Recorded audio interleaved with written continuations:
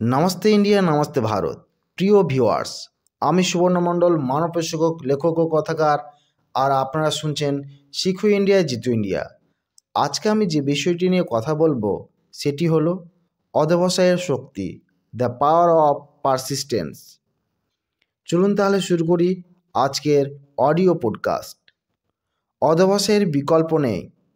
যাদের সহজাত দক্ষতা আছে তাদেরও অধ্যবসায়ের প্রয়োজন।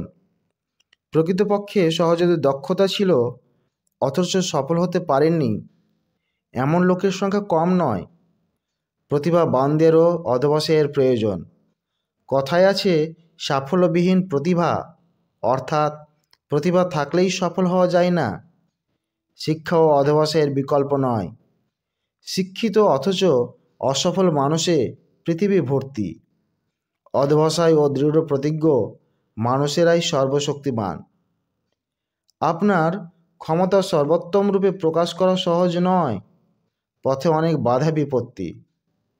বিজয়ীরা বাধা বিপত্তি অতিক্রম করে আরও কঠোর প্রতিজ্ঞা নিয়ে কর্মক্ষেত্রে প্রত্যাবর্তনের ক্ষমতা রাখেন।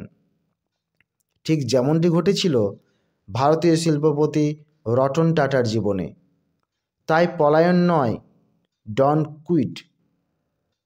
কবির ভাষায়, যখন কোনো কিছুই ঠিকমতো হয় না, এবং কোনো না কোনো সময় এরকম হবেই, যখন সামনে চলার পথ কেবল খাড়া চড়াই, যখন সম্বলহীন কিন্তু ঋণের বোঝা ভারী, যখন হাসতে গেলে দীর্ঘশ্বাস বেরিয়ে আসে, যখন দুশ্চিন্তার ভার চেপে বসেছে মনে, তখন যদি একান্তই ইচ্ছা হয় তবে বিশ্রাম নাও, কিন্তু রণক্ষেত্র ছেড়ে পালিয়ে যেও না।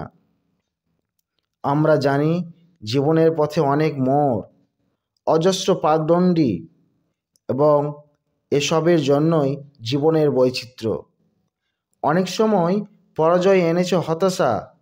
যদি থাকতো অধ্যবসায়, তবে অনেকগুলি হয়তো সাফল্যে রূপান্তরিত হতো। তাই ক্লান্তি যদি চলার গতি মন্থর করে দেয়, তবুও হার মেনে থেমে যেও না। আর একবার প্রাণপণ চেষ্টায় এগিয়ে চলো। এবার হয়তো জিতে যাবে। বিফলতার অন্য পিঠেই সাফল্য। সন্দেহের কালো মেঘ যখন আশার রূপলি রেখাকে আড়াল করে দেয়, তখন জানতে পারবে না সাফল্য কত নিকটে। যখন দূরে মনে হবে, তখন হয়তো সত্যিই খুব কাছে। তাই যদি কঠিনতম আঘাতও আসে, তবু যুদ্ধ চালিয়ে যাও।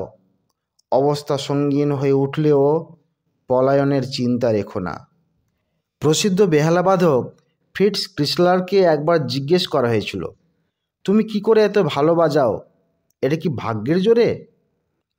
ক্রিসলার জবাব দিলেন, অনুশীলন করি বলেই ভালো বাজাতে পারি, আর কিছু ব্যাপার নেই এর মধ্যে। যদি 1 মাস অনুশীলন না করি, তবে আপনিই তফাৎ বুঝতে পারবেন। 1 সপ্তাহ না করলে আমার স্ত্রী বুঝতে পারবেন, আর 1 দিন অনুশীলন না করলে আমার কাছে তফাৎ ধরা পড়বে। অধ্যবসায় বা হার স্বীকার না করে ক্রমাগত চেষ্টা চালিয়ে যাওয়ার জন্য প্রয়োজন দৃঢ় সংকল্প। দীর্ঘদিন ব্যাপী পরিশ্রম করার মধ্যে আনন্দ আছে। অ্যাথলিটরা অনেক বৎসর ধরে শ্রমসাধ্য অনুশীলন করেন কয়েক সেকেন্ড বা মিনিটের প্রতিযোগিতার জন্য। অধ্যবসায়ের জন্য সংকল্প প্রয়োজন। যে কাজ শুরু করা হয়েছে তা শেষ করার অঙ্গীকারই অধ্যবসায়।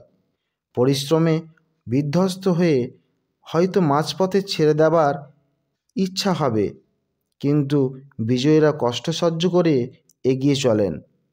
বিজয়ী অ্যাথলিটদের প্রশ্ন করুন, কত কঠোর পরিশ্রমের যন্ত্রণা সহ্য করে জয়ের লক্ষ্যে পৌঁছতে হয়। অনেক অসফল ব্যক্তিও শুরুতে কঠোর পরিশ্রম করেন, কিন্তু তাদের ক্রমাগত শ্রমসাধ্য অনুশীলনের সহনশীলতা নেই বলে শেষ করতে পারেন না। লক্ষ্য স্থির থাকলে অধ্যবসায়ী হওয়া যায়। লক্ষ্যবিহীন হলে জীবনে ইতস্তত ভেসে বেড়ানো ছাড়া গতি নেই। যে মানুষের জীবনে কোনো লক্ষ্য নেই, তিনি কখনো অধ্যবসায়ী হতে পারেন না, এবং জীবনে পূর্ণতাও লাভ করেন না। অর্থাৎ আমরা শিখলাম যে অধ্যবসায় ছাড়া জীবন অলসতায় ভরপুর, যা আমাদের কর্মহীন জীবনকে নরকের দিকে ঠেলে দেয়। তাই প্রতিদিন কাজ করুন এবং তা শেষ পর্যন্ত করার সংকল্প গ্রহণ করুন। নমস্কার, আজকে এই পর্যন্তই। আবার দেখা হবে পরে অডিও পডকাস্টে। আর হ্যাঁ, চ্যানেলটি ভালো লাগলে সাবস্ক্রাইব করুন, লাইক করুন, কমেন্ট করুন, শেয়ার করুন। ততক্ষণ ভালো থাকুন, সুস্থ থাকুন, সঙ্গে থাকুন।